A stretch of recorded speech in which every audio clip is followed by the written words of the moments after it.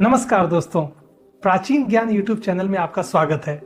ज्ञान के मार्ग में पीछे नहीं रहना चाहते तो जुड़े हमारे चैनल के साथ और पाइए ज्ञानवर्धक जानकारियां प्रतिदिन बिल्कुल मुफ्त में।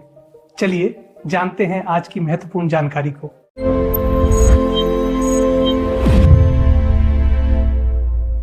दोस्तों, नारियल, जिसे हम आदर से श्रीफल कहते हैं, केवल एक फल नहीं है।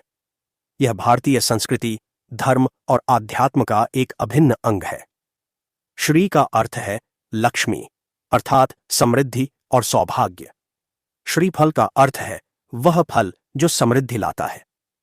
कोई भी शुभ कार्य, कोई भी पूजा, कोई भी अनुष्ठान नारियल के बिना अधूरा माना जाता है।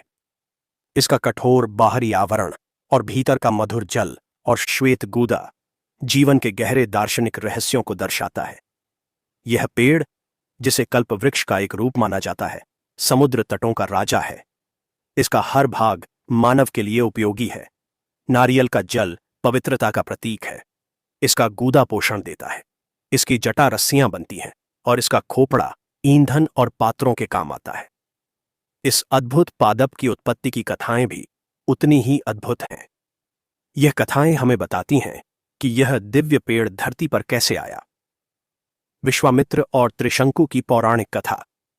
नारियल की उत्पत्ति की सबसे प्रचलित और मान्य कथा का संबंध महान ऋषि विश्वामित्र और राजा त्रिशंकु से है।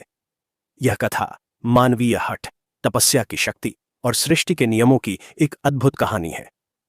प्राचीन काल में इक्ष्वाकु वंश में सत्यव्रत नाम के एक प्रतापी राजा थे। वे बड़े धर्मात्मा थे, किंतु उनके मन में एक ऐसी इच्छा जागृत हुई जो प्रकृति के नियम के विरुद्ध थी। वे अपने इसी मानव शरीर के साथ सशरीर स्वर्ग जाना चाहते थे। इस इच्छा को पूरा करने के लिए वे अपने कुलगुरु वशिष्ठ के पास गए। गुरु वशिष्ठ ने इसे प्रकृति के विधान के विपरीत बताकर उनकी सहायता करने से मना कर दिया। हताश होकर राजा सत्यव्रत अन्य ऋषियों के पास गए, पर सभी ने उन्हें यही उत्तर दिया। अंत में वे ऋषि विश्वामित्र की शरण में पहुंचे।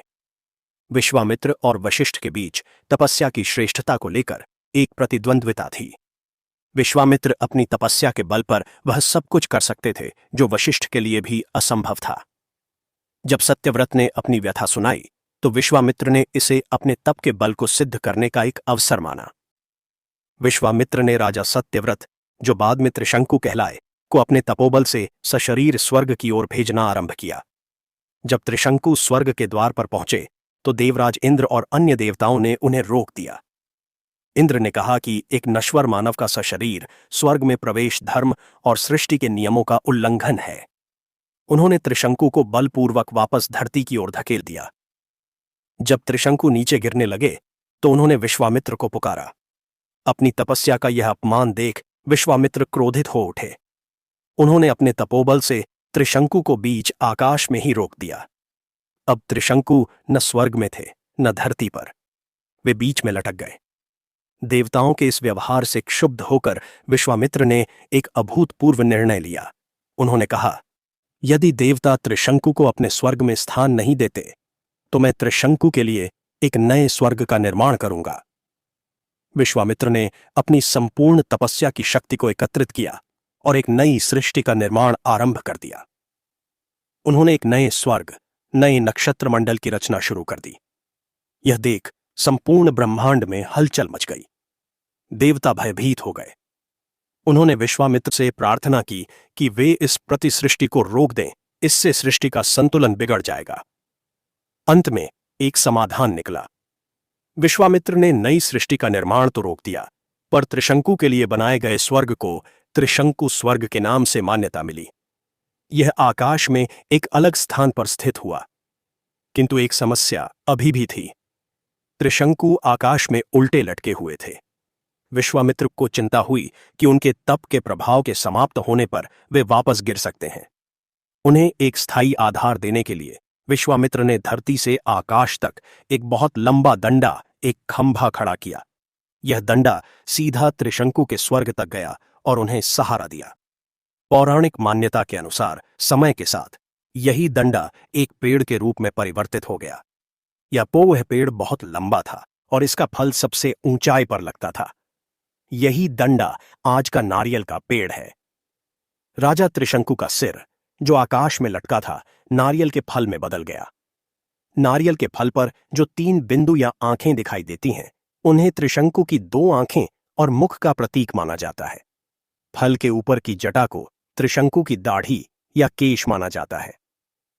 इस प्रकार विश्वामित्र की हठ और तपस्या के प्रतीक के रूप में यह दिव्य फल धरती पर स्थापित हो गया।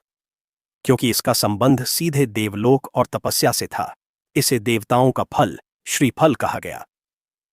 समुद्र मंथन और अन्य मान्यताएं नारियल की उत्पत्ति की एक और कथा का संबंध देवों और असुरों द्वारा किए गए समुद्र मंथन से है। जब अमृत की प्राप्ति के लिए मंदार पर्वत को मथनी और वासुकी नाग को रस्सी बनाकर समुद्र का मंथन किया गया, तो उसमें से 14 दिव्य रत्न निकले। इन रत्नों में से एक कल्प वृक्ष भी था। कल्प वृक्ष वह दिव्य पेड़ है जो मनोकामनाओं को पूर्ण करता है। यह माना जाता है कि नारियल का पेड़ उसी कल्प वृक्ष का स्थलीय रूप है। जिस प्रकार कल्प वृक्ष का हर अंश उपयोगी होता है, उसी प्रकार नारियल के पेड़ का भी तना, पत्ता, फल, जटा, जल, गूदा सब कुछ मानव के उपयोग में आता है। यह धरती का कल्प वृक्ष है। एक अन्य मान्यता के अनुसार जब भगवान विष्णु ने वराह अवतार लेकर हिरण्याक्ष का वध किया और पृथ्वी को रसातल से बाहर निकाला, तब उनके साथ देवी लक्ष्मी भी थीं। पृथ्वी पर मनुष्यों के कल्याण के लिए वे अपने साथ कुछ दिव्य वस्तुएं लाईं। उनमें से एक नारियल का पेड़ भी था, जिसे उन्होंने श्रीफल नाम दिया, ताकि यह मनुष्यों को समृद्धि और पोषण प्रदान करता रहे। नारियल का आध्यात्मिक और सांस्कृतिक महत्व। नारियल का स्वरूप ही आध्यात्मिक है। इसका कठोर बाहरी आवरण मनुष्य के अहंकार या बाहरी दिखावे का प्रतीक है। जब हम इस कठोर कवच को फोड़ते हैं, तब हमें भीतर का शुद्ध श्वेत गूदा और पवित्र जल मिलता है। पूजा में नारियल फोड़ने की क्रिया का यही दार्शनिक अर्थ है। जब एक भक्त भगवान के सामने नारियल फोड़ता है, तो वह प्रतीक रूप में अपने अहंकार को तोड़ता है। वह अपने मन, बुद्धि और अहंकार को ईश्वर के चरणों में समर्पित कर देता है और भीतर की शुद्ध आत्मा और पवित्र भावनाओं को प्रकट करता है। नारियल का शुद्ध जल जो भीतर बंद रहता है, जब बाहर आता है तो वह अभिषेक के काम आता है, जो भक्त की निर्मल भक्ति का प्रतीक है। नारियल की 3 आंखों को भगवान शिव के 3 नेत्रों, त्रिनेत्र, का प्रतीक भी माना जाता है। यह सत्व, रज और तम, इन 3 गुणों का भी प्रतिनिधित्व करता है। यह सृष्टि, स्थिति और संहार का भी प्रतीक है। इसी कारण किसी भी नए कार्य का आरंभ, जैसे गृह प्रवेश, वाहन खरीदना या कोई नया व्यापार शुरू करना, नारियल फोड़कर किया जाता है। यह एक बलि का सात्विक रूप है। यह माना जाता है कि इससे सभी विघ्न, सभी बाधाएं दूर हो जाती हैं और कार्य सफलतापूर्वक संपन्न होता है। भूमि में जल प्राचीन ज्ञान की खोज। जल ही जीवन है, प्राचीन अन्वेषण। जल जीवन का आधार है। जहां जल है, वहीं सभ्यता है। प्राचीन काल से ही मानव ने नदियों और सरोवरों के किनारे अपनी बस्तियां बसाईं।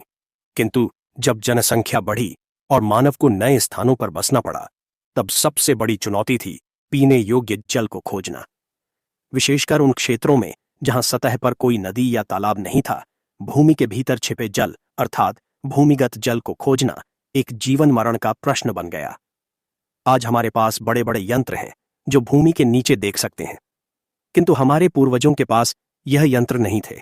उनके पास थी एक गहरी दृष्टि, प्रकृति को पढ़ने की अद्भुत क्षमता और अनुभव का अपार खजाना।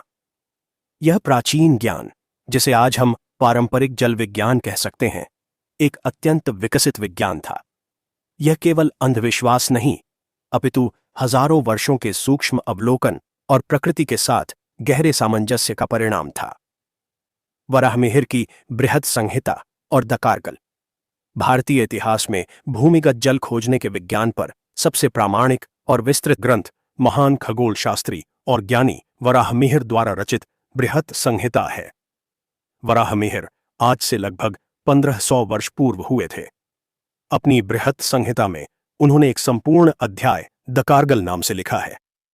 दक का अर्थ है जल और अर्गल का अर्थ है भीतर का मार्ग या स्रोत।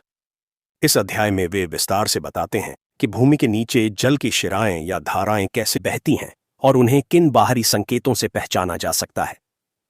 वराहमिहिर का ज्ञान अद्भुत है। वे केवल जल होने या न होने की बात नहीं करते, वे यह भी बताते हैं कि जल किस दिशा से आ रहा है, वह कितनी गहराई पर मिलेगा, उसका स्वाद कैसा होगा, मीठा या खारा, और वह जल पीने योग्य है या नहीं। यह सब वे पेड़ पौधों, मिट्टी के रंग, दीमक की बांबी और जीवों के व्यवहार के आधार पर बताते हैं।